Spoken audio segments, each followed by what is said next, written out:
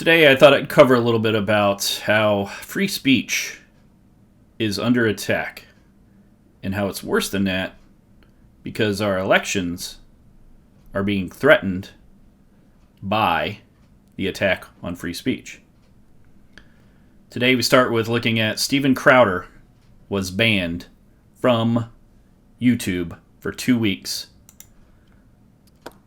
Hey everyone, but YouTube, you're probably watching this right now either on Rumble or on Mug Club. And by the way, everything today is free. The whole Mug Club show is free. If you haven't heard, we've been suspended yet again on YouTube. I believe I don't know how many times. Could be 9 times. Look, let me just clarify something before we get into the show here. This is the first for me and for you. This really isn't about the fact that we've been suspended again. It's that the show was suspended from YouTube. And the policy says we think it may have violated policies. Didn't tell us exactly where. But inferred that it's because of someone we had on the show, Kari Lake, likely the future governor of Arizona. Now, this is a woman who, most importantly, is fine, but she also discussed election indiscrepancies in the primary she just won. And this is the first time something like this has happened. Forgive me. By the way, we've all been up here late last night. You know, we have to have the half Asian on call, and we have to make sure that we take a lot of steps so that we are uncancelable. We have $30 off the subscription if you use the promo code Free Speech. Join or don't. I appreciate it, though. That's what keeps the lights on here. This is the first time that I know of where a current gubernatorial candidate was banned, was suspended, her speech, or his, but in this case her, a good her, was suspended for something they said about an election in which they are currently running. That's different from people saying, oh, I got banned and it's okay, yeah, you have a copyright issue, or even us, I get it, sometimes we piss people off. YouTube doesn't really clarify their own rules. They don't apply them equally, which tells you that you don't actually live in a free society if the law is not applied equally. I know what you're going to say. Before you say this, here's one thing I want everyone out there to take away from today. By the way, how are we dealing with this? Having Kari Lake on today. So I should probably be thanking you, YouTube, because I would have her on every day if I could. And I have her on a wide screen, unlike most guests. This is no longer a private enterprise issue. Why? We'll talk with you about what the FBI, the DOJ, the IRS, and the meetings that they've had, and the open calls to action that big tech have had in enlisting the help of government agencies. This is no longer an autonomous platform, whether it's YouTube, Facebook, or Twitter, when they are taking their marching orders from the government. Or, for example, the CDC, who just announced that they made mistakes and they need to fundamentally restructure it. Gerald here ruined my life by quoting the CDC and criticizing them a long time ago. That resulted in a suspension. But this is a different level. This is someone who is currently running for office, questioning the integrity of the election in which she is running because she found some issues with which she had a problem. And the biggest platform, what's supposed to be an independent platform, right? And it's supposed to be an open platform, not a publisher, decided to remove this person. They are now capable of removing somebody's political platform as they are actively running despite no crime being committed. That's a terrifying prospect. It's also a good thing because this is one of the few places where we have the resources to fight it, and they done screwed up quite a bit. It's no longer just a free speech issue, though that's important. Ironically, this is now an issue for the first time in its current election meddling. They're trying to affect the outcome of an election. And I'm glad that we're here to see it, to fight back against it. I'm glad that we're here with you. I'm glad that you're watching on Rumble. You can use the hashtag Crowder on Rumble if you want to get it out everywhere else. So that Steven Crowder banned for 2 weeks, and you could see from the emails that he put up that it's 2020 election misinformation policy. And, Kari Lake is running for governor, and the video where she's putting out some of her information, her policies, everything else is banned, removed. And how long do you think this will last? 2020 election misinformation policy. How long do you think that'll last? You think you'll be able to talk about the election in 2025? Never. And what is the harm of talking about a past election? How is that not, other fraud? Are you not allowed to talk about election fraud at all? If it's not presidential. They're deciding what's true or not. They've looked into it. They've decided what you can and can't talk about, to the point of removing videos of a person that is currently running for an office. And let's not forget, the White House has been actively working with big tech on what the White House has determined to be misinformation. There's no conflict of interest there with political candidates from the other side of the aisle that they would be running against. So today, let's talk just real quickly about some of these areas.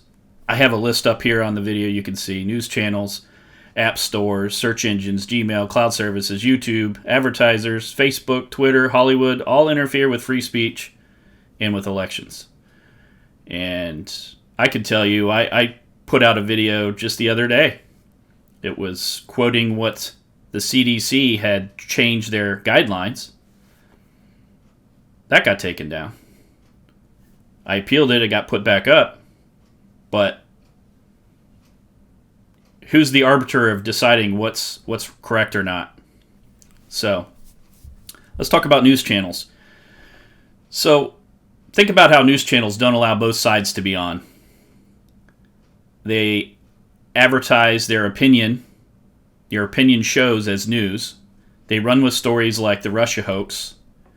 They use anonymous sources, which means they can make up anything they want and say anyone in any whatever agency said this. They hire these partisan ex-intelligence officials as regular guests and hosts. I've even heard recently that Fox News is now not going to cover any Trump rallies. They refuse to air those. How can a person get their message out? How can both sides be heard if it's complete silencing of one side? App stores. You may not even be paying attention to that, but do you know that Facebook had a developer that was going to make an unfollow everyone but your family app? They sent him a cease and desist order, and all new competing apps that compete with them and some of their apps, they ban them. They ban these people from their platform. They send them cease and desist letters because you're not allowed to affect things in that way. Imagine some of these competing apps not being allowed in app stores, not being allowed to use Google servers to store their information. Search engines. Google's control is overwhelming. They use it to push YouTube. You do a search, chances are most people in the world are going to be searching on Google. Do you think they're going to put YouTube results up, or you think they're going to put Rumble results up? Whose websites are they going to point you to? Theirs? Ones they own? Ones that politically friendly companies own? Or ones that the opposition owns? You want to hear one side of the story? You want to hear the other side of the story? What do you think is going to get put in front of your face as news? And they're actively targeting people on YouTube and things that have alternative opinions and alternative news sources. It's so bad, I did a video recently talking about Anne Heche's death. And it's very clearly linked to fentanyl. She very likely died from a fentanyl overdose. The mainstream media even had stories about she had been drinking and it was an alcohol-related crash. And then others talk about, the investigation's over because, the person that was being investigated, her, for a DUI, is now deceased. So there's no further reason to look into it, to see what happened. Did she regularly take fentanyl? Was she poisoned by someone? There's a lot of questions remaining. Mainstream media skips right over it. Gmail. Found to be blocking Republican candidates' emails 70% of the time. Nonpartisan study by North Carolina State University found algorithms sent 70% of Republican emails to the spam box, but only 10% of Democratic candidates' emails. This is just candidate emails, right? So what's the solution they came up with? They're going to allow the candidate emails to bypass any spam checks. What about the rest of conservative emails being sent? We know how we all check the spam box to see what we might have missed. Cloud services. Competing social media apps can be banned. They control and sell your information and your search history. I'm going to add to this major devices such as PCs and phones. You might not be aware, but they are locking in PCs and phones to only accept their programming by building their operating systems into agreements with manufacturers. So what does that mean? You'll have to use those apps and programs on all your devices. You'll buy them already installed, and you can't switch them. You can't use the device with another operating system or competing app. You'll buy a Windows PC, you can't install Linux. Or the hardware or the BIOS won't work. Because they're not forcing it on you. They're making agreements with the manufacturers that they will put that on there and it won't be available any other way. So your PC will be locked out from you using alternative programs. Don't like Windows? Too bad, you're stuck with it. Don't like the way it monitors all your information and it's over bloated and you want to use something smaller? Doesn't matter. YouTube. Think about YouTube. Banning doctors over medical comments. They control advertising, monetization. Who can afford to create a channel and have it get large when you can't get monetized if you don't have the right opinion? I mean, sitting members of Congress have had videos of them speaking taken down, including debates. Their side of the debate can be taken down. You can't even find it. Certain things said by politicians in Congress you can't find on YouTube because it's been taken down. Advertisers pulled from supporting people that say the wrong thing. Political ads refuse to be run by certain platforms, certain political ads. Controlling the ad dollars, so they restrict what you say, cannot advertise on certain platforms with the support. Hey, we have advertisers, but they won't take this content that talks about this topic. Can't put it on your videos. You won't get any money from this. You'll be deplatformed. We'll make sure you can't bank with this institution. I've already had where certain political shirts, selling platforms refused to carry them and gave me strikes, like content strikes, for selling slogans they didn't like. I'm sure that would be election interference if I sold a shirt with a slogan they didn't like. Facebook. Let's talk about Facebook. They've regularly admitted to harm caused by Facebook, particularly to young girls. Facebook still, I believe I heard, banned Trump's voice. You're not allowed to play any videos or anything like that. That's the last I heard from Facebook. I've deleted all my stuff. I don't go on these platforms anymore. Programs to prevent election and voting interference. They've been doing nothing but creating those. They spent $5 billion on security last year. They vetted hundreds of people, and with the idea that they're going to make sure there's no election interference. I wonder how big the lobbying money is for social media companies. Zuck, that rhymes with suck, has spent lots of his own money to help Dems. I mean, where does this lead? They're deciding what's right and wrong again, and what is misinformation and what is truth. I mean, I can think of nothing bigger than silencing one side and saying that what they're saying that is getting through is lies. Twitter has a new civic integrity policy.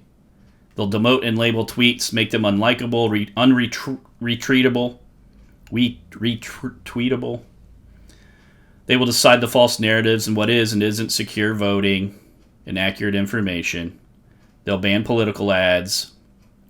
They banned a sitting president from a communication platform where he was relaying everything that he thought about stuff to the public. They had shadow banning. I deleted a huge account from Twitter long ago because of shadow banning. I would just get on there and I had like 70,000 followers, something like that. I just deleted it outright. I've gone back because I have hope that Elon Musk will return, and Elon Musk will definitely allow both sides on so that he can make money. There's some speculation right now they control a large number of bots. They shift the conversation to the left. I believe that's all probably pretty true. Hollywood.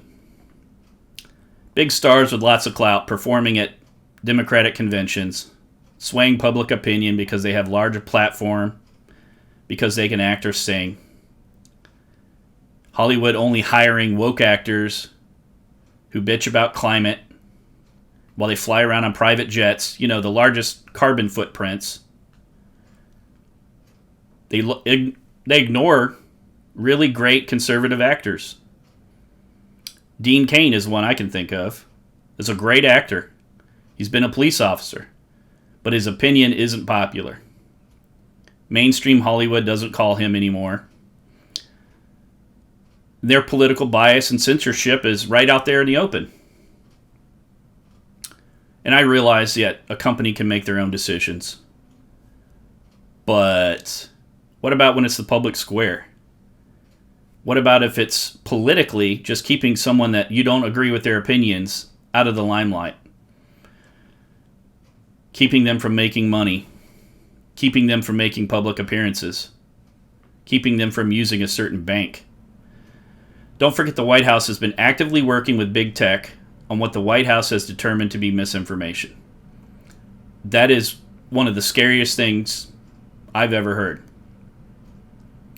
I guess my main point is that Section 230 needs a big target on its back come January. The law and Congress need to make the First Amendment great again. Hey, thank you for watching my video. I appreciate the support. I'd also ask you to please like and subscribe so we can keep making these videos. You can find me on both YouTube and Rumble. Glass Half Wrong. That's also my Twitter handle if you want to follow me there. I'm looking to expand my reach and reach more patriots. And I also sell some shirts online, glasshalfwrong.com. Not all of them are political, but I'd appreciate any support that you can offer. Please share all these videos with your friends, your patriot friends. And hopefully I can stay on YouTube long enough to build up some kind of following before I get kicked off to Rumble. But thank you for stopping by.